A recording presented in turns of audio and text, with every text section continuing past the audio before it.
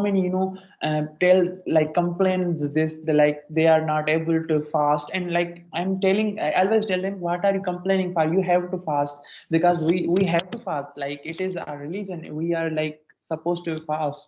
And like, I have seen some videos as well.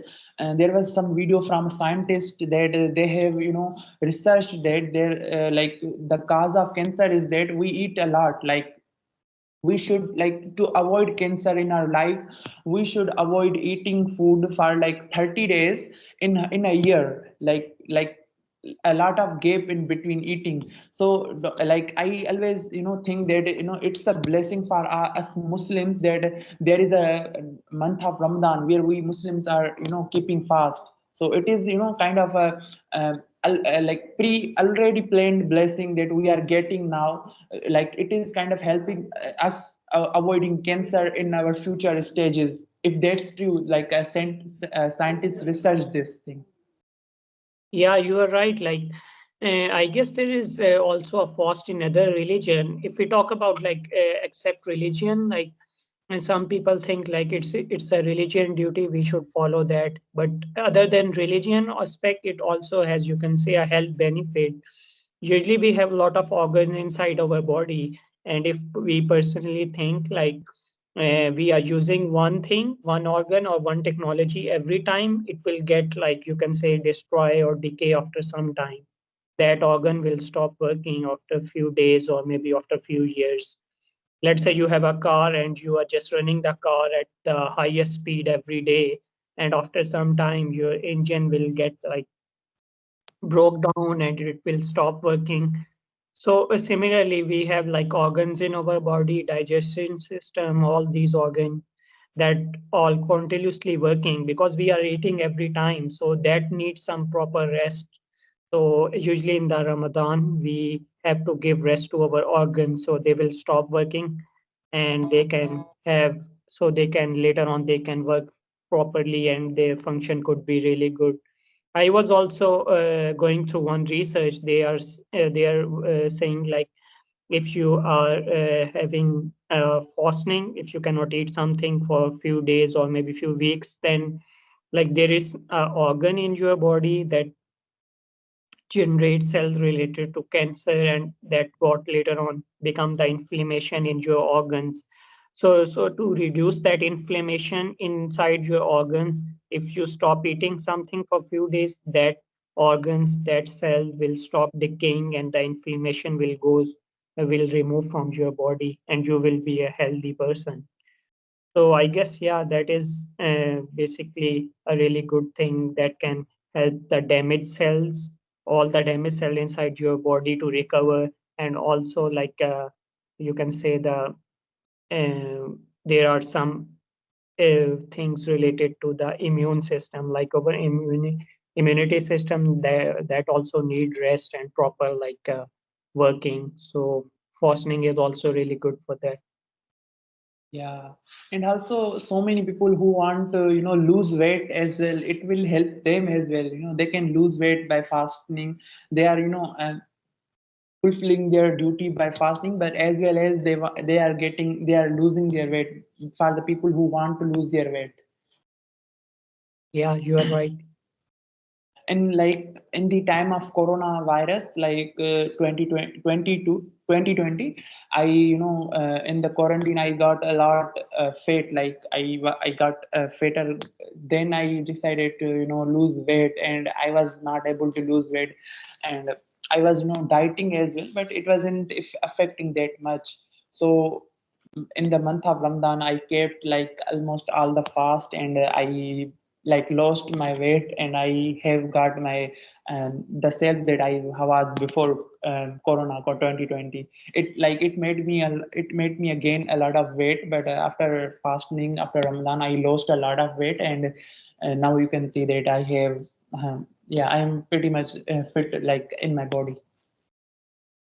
Yeah, you're right. There is another study which I was just looking for a few days back on the healthline.com. There is a website, and they are saying like if you are fasting from after a few days or maybe once in a year, then you have lower risk of heart disease, coronary disease like a heart attack or some other disease.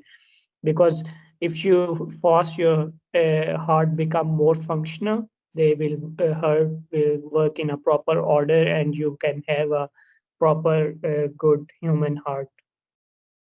Yeah, like there are so many benefits of fasting. Like as you mentioned, for other religion people, they just see it that they have like a obligation of fasting, but they don't see like they should research. I always stop people with like they always tell me something about India, Pakistan. I have connected to so many Indians. So they always tell me about India, Pakistan. You know what is going on. So I always tell them like you are an educated person, do your own research. Like research is something that will guide you. You will do your own research, then you will be satisfied with the result because you are doing your own research. Similarly with this, like we are fasting, it is not our obligation. Like it is giving us so many benefits that is going to help us in our future. Yeah. You can say it's basically a recovery for your body in a short way. You can say if you want to recover your body, like every person, they do exercise to keep their muscles and their whole body organs, external organs, to keep themselves fit. So for internal organs, we cannot do exercise. That internal organs need some rest, like fasting, or where we can have some internal like things that need rest. So I guess that is really important. Yeah, that is. So I think like we have spoken everything about this topic. So if you have anything else to talk, let's talk about it. Otherwise, we can wrap up the session. No, I just have one question. Like, how is like Ramadan in your city is different from other city? Like, usually every city they have some traditions, like some special foods or something like that. So, is there any special kind of things Yeah, going on in your city in Ramadan? yeah, like in Ramadan, like there is some not about my city, but I would talk about my family. Like we in every like we eat simple food in Sehri time, but in Iftari we always cook something like macaroni and dahi balas and pakoda, something like that. The things like we usually don't make it at home. We like make it like in rare, right? So we do like make these macaronis and pastas and something in iftari every day. So this can be said that kind of a tradition in my home, in my city, in not in my city, but particularly in my home and my other family homes. Yeah. I guess it's a common tradition inside Pakistan. Like we usually have these dishes in sari and aftari. Maybe I can say also popular these thing in India because I had one friend from India. He's also Muslim. So when I was asking him like, what food do you really cook in the Ramadan, like in Aftari and Sari. He was also saying like we usually cook like chapati in the Sari, and he was saying like in the Aftari they usually cook like a biryani or rice, something like that. So they can have a special food in the Aftari. Yeah, also, these fruit charts as well, fruit charts, and for drinking, there is the sharbat and yeah, thadal, these things we use in iftari time. But like, if we see in sehri time, you are, waking up from the sleep and you don't like, you won't be have in that mood to eat these fancy things like macaroni and something pasta, something like that. You would be like doing like, give me something like chapati and something I would just eat and sleep, right? So and say you like there no one will be in the mood of eating those things in that is why it is in iftari time. Yeah, you're right. Like we also have in our area, we have like Aftari, like the people who are more rich, they like distribute Aftari among poor people. Like we usually have in Aftari in the mosques and inside the grounds. So I still remember one day when I was in, I guess in my university that time I reached home late, and suddenly at the sunset started when I was on the way to my home, and I was looking like one person. He was just distributing the dates and the glass of water among the people who are just walking around the roads, or who are going to their homes or to their destination. So I just took a glass of water from him, and I drink that water, and then I ate the dates that, and after maybe 10 to 15 minutes, I reached my home. So that time I realized like this is really helpful way, because if you are on the way to your home and you are fasting, then you should because we as a Muslim, we have the teaching like if the adhan will start, you have to start eating anything to for your iftari. So that time I realized that this is really good thing to distribute among poor people and the poor people who are just traveling or who are in the journey. So that is a really great initiative. I always recommend people to things.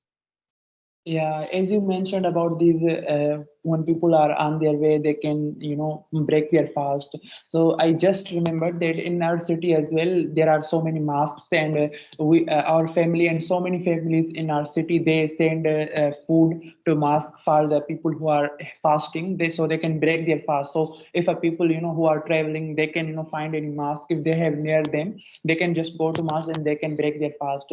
Like remember, whatever is made in iftari in our house, we are like sending this portion to mosque as well, so others can break fast as like not us only, but there are so many other families also send their food to mosque, so people can break their fast. So it is also in our city as well. Okay, okay, that's great. I guess that's it for our today's session. We can have another session later on whenever you get time or whenever I get time. It was really amazing and fun conversation with you.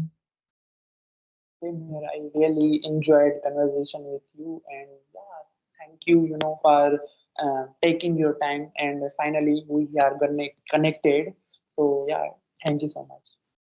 Yeah, thank you. I would say like happy Ramadan. This Ramadan, Yeah, may like God fulfill all your desire and all your things that you needed for this Ramadan. yeah. Same to you. Same to you. Yeah. Okay, thank you. Take care. Bye bye.